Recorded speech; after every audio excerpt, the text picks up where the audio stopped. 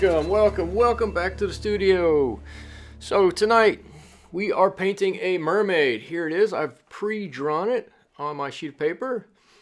I am using a little travel kit, a different one than I normally use. This one is by Daler-Rowney, and I'm just checking it out, testing it out, see how it goes, see if I like this one. I am using a flesh-colored paint. I have trouble making flesh, so my little pot there has a flesh tone in it. But other than that, I'm using this little travel set of paints. Gonna get started with the hair, and I'm just going to block in some color. I've got some fine hairs on the outside, but I'm just going to block in some color, some nice blonde hair for our mermaid here. And we'll see how that goes. I should say that I was asked to paint a mermaid by my daughter's friend, Sophia. So here you go. Here is your mermaid that I'm making for you. This is how I do it. And I'm just, like I said, blocking in some color in her hair. Excuse me. We're going to come back in a little bit, and we will put in some details in her hair, but just wanting to get a little bit of color in there right now. All right, mixing up a little bit of that flesh tone. I'm gonna just dab that into her arm, a little on her face in here. My paint's a little wet. Maybe I should wait just a second or two, but I think we'll be able to get away with it. Since we're gonna be coming back and putting more paint over the top of this, I think we can get away with just a little bit of blending. If there is some, it'll be fine. Just want to make sure I get down her left arm and the side of her body, a little bit on her back, somewhere in here. There's a transition between her skin and her scales. I want to put that in before her skin dries too much, and just let that paint determine where that breaking point is. There we go. It looks something like that. And that paint's going to run together and be real nice for us. And again, we're going over this on a first pass. We're just trying to block in a little bit of color. We're not trying to be too specific about it. We're just going to let the paint run on the page and do what they want to do. There she is. I've zoomed in for you a little bit so you can see exactly what I'm doing. I've changed my color of green just ever so slightly. Maybe I've got a little bit more of a yellow tint. Speaking of yellow tint, I've looked at my camera and I think something's wrong with my color. Let me see if I can fix this just a bit. Zooming in doesn't help. Hold on one second. Let me go fix this. Here we go. We're back. And you can see she's just got some basic color blocked in on her body. She has dried just slightly while I fixed my camera. And now I'm going to actually go in and paint some lowlights into her hair. It just gives some movement and texture to her hair, so that we can see not necessarily individual strands, but you know, some shadowing in between clumps of hair on her. Here we go, wherever we want to put these. And we're just gonna let them flow, no straight lines. Hair doesn't necessarily flow in a straight line, especially if you're a mermaid, I think. Wherever we think there's some hair, we're just going to draw in a little bit of low lights, a little bit of shadowing, again, from those. I'm going to think of what her hair might look like through here. And like I said, draw a few lines in here, offering some movement. I think we're going to come back and put a few more in here eventually, but here's some to start with. Not all of them the same length, not all of them the same color, not all of them the same intensity, but some nonetheless. Now we've got to put in a little shadowing on her body, on her skin part. So here's her arm. It's got a little shadow between her body and her arm. And on her arm, oops, I'm sorry, I'm just out of frame here. I've been asked if I could zoom in a little bit more while I'm painting so that you can see in a little bit more detail what I'm doing, and it seems I'm forgetting to zoom out when I move. I need to mark the area that I zoom into. Okay, while I let her skin dry, I'm going to go back in and just put in a little bit of dark color around her tail section. It's going to just give it a little bit of roundedness, so you'll be able to see that it's 3 dimensions instead of 2 dimensions. And there we go. We've got some on the bottom, we've got some on the top. There it is. Right. And I'm just going to, the way I do this, I just drop in a little paint, a little bit here and there, right along the edge. And then I take a little water and let that flow all the way out. It'll stay darkest right along the edge, and as we get closer to her center line, it will lighten up. Here I go. I'm doing it on the bottom there. Let me move the page so you can see. And again, this green that I'm using here is a little yellower, a little less blue, and I'm hoping that your eye will pick that up just ever so slightly and see that in the foreground a little bit. There we go. Got a little bit of shadowing on the top. That's a little too much, a little more than I want. Let me just take a little bit of that off and pull that out. There we go. Okay, so while I'm waiting for her tail to dry a little bit, I'm going to mix up a little bit of blue, and I'm going to put this around her head. And this is going to be a little bit of this cerulean blue. I believe it's cerulean blue and aquamarine blue, just like I've done before. You've seen me do it. And I'm just going to mix this right around and let those 2 colors mingle and add a little life to our painting here. I do want it a little bit darker right next to her. That blue and the blonde of her hair should help the painting, or should help her pop off the painting a little bit. So I just drop in some color, just trying to get nice and close to her hair there, but not go over it. There we go. And again, just dabbing some water on that edge. Now I do know that I need to do something down by her hand. She must be on a rock or something. I neglected to draw that in. So I will wait for just a second and finish the blue after I decide exactly where that rock is that she's sitting on.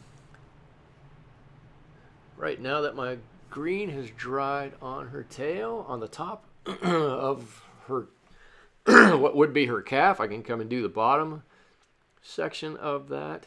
And notice I haven't painted the big fan of her tail there.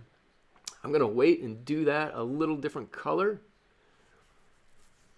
Here we go. Just putting just some blue on the other side of her. She's sitting on some kind of a rock, staring out into the ocean. Perhaps waiting for a sailor to come by, or waiting to meet one of her friends. Maybe she's just out sunning herself a little bit. I don't know what she's doing, but nonetheless, that's the story we've got for her. She's sitting on a rock out in the nice bright sun. There we go. Just putting on some color, tapping some water on the end, and letting that run out a little bit. Not trying to be too precise with it, not trying to hold it in anywhere, just letting it do what it wants to do. Okay, so now I've got a decision. What do I do with the rock she's sitting on? It's got to be here somewhere. I need to decide. I will just start putting in a little bit of rock right around her hand. There we go. Just coming in there.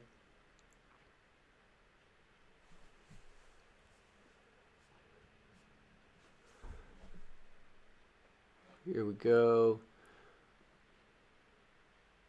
Got to get in between her tail there. And of course, the rock that she's sitting on extends all the way across the painting. So we've got to paint rock on the other side of her.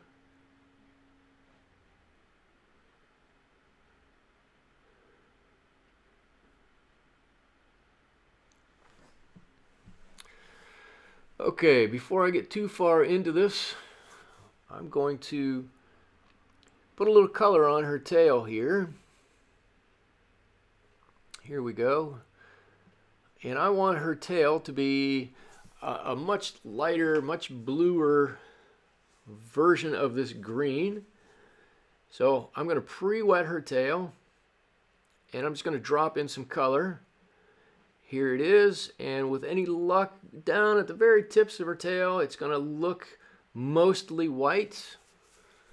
I'm going to do a little work where it connects to her leg section of her tail. I don't have any better term for it than that. And we're just going to let that blend all the way to white, all the way down, or nearly white anyways. All right, and while we wait for that to dry, we're going to come back, put in a little bit extra color on her. Since I've got my rock defined, I can now define the rest of my water. There it is. Just dropping that on, letting that find its own way on the page.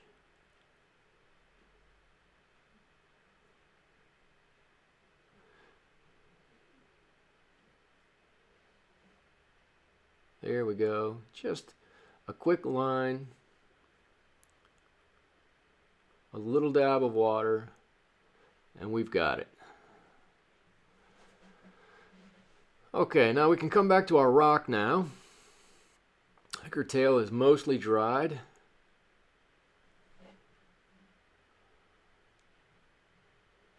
Ooh, I'm going to put a little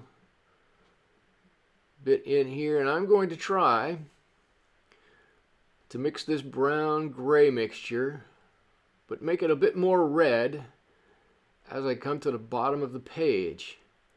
And I want to do that because if the color is a little bit redder, it will appear to your eye to be a little closer to you. Blue pushes things a little further away, red pulls things a little closer to you.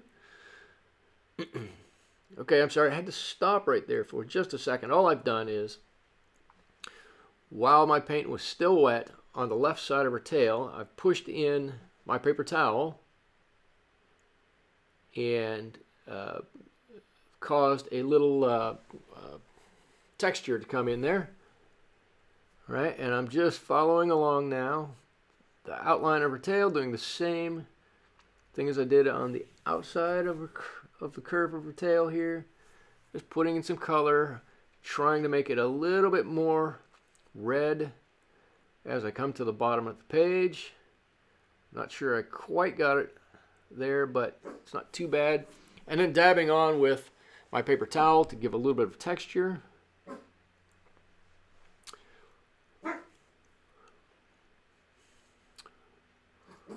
All right. Now we're closing in on the home stretch here. I'm going to come back to the hair and give it a little bit more detail, a little bit stronger color, just giving the indication of some nice hair in there. There we go. And no two of these are going to be the same length. No two go exactly the same direction. We just want to put it in there. She's got some hair that's blowing in the breeze as she's sunning herself on the rocks out here. I just want to follow the contour of her head and what I believe her hair is doing on the way down. All right, I've got to intensify the shadowing on her body. This is her arm here. Put a little bit on her shoulder. Make it a little bit rounder. There we go. Now it looks like her shoulder's round, or round-ish.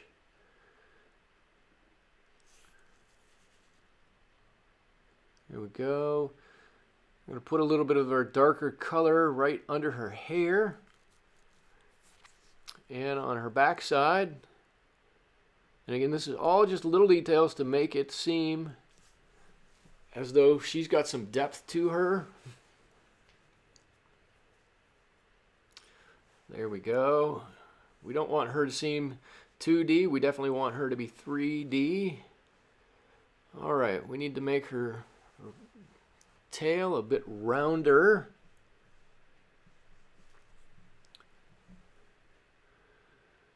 So we're going to do the same thing we did before. We're just going to add a little color, a little water, and let that blend out anywhere we think that her tail is a little shadow, has a little shadow, or is a little less in the light, I guess is a better way to say that.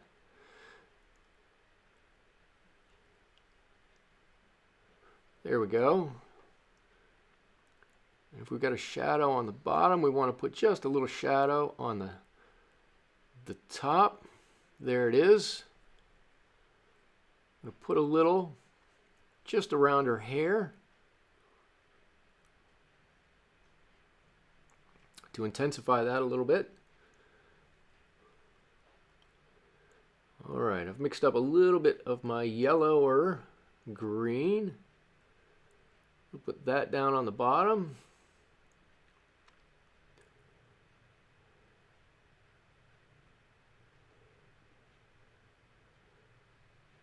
There we go. I don't want it to go all the way down onto that bottom flipper section, but that looks pretty good. Now down at the bottom, I just want to give the indication of some support, some ribbing, I guess you could say, in that big flipper section. Obviously, I'm still not quite used to having the camera zoomed in. Let me just move that a little bit so you can see. There we go. There you go. Just painting in everything but those little ribs that are on her tail. I'm going to come back in and paint a little shadow area around her. Not that she's in bright sunlight, but we do want to give her a little shadow.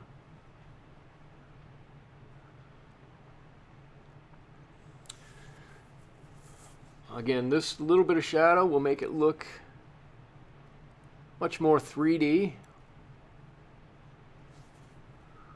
There we go. Something under here.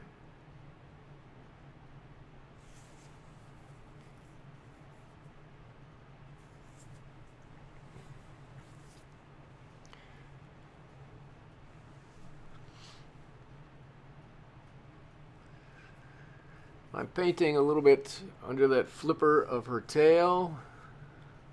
I'm going to move the painting in just a second. You'll be able to see it. I really do need to remember, if I move the camera, if I zoom in so you can see, I got to move the painting so you can see.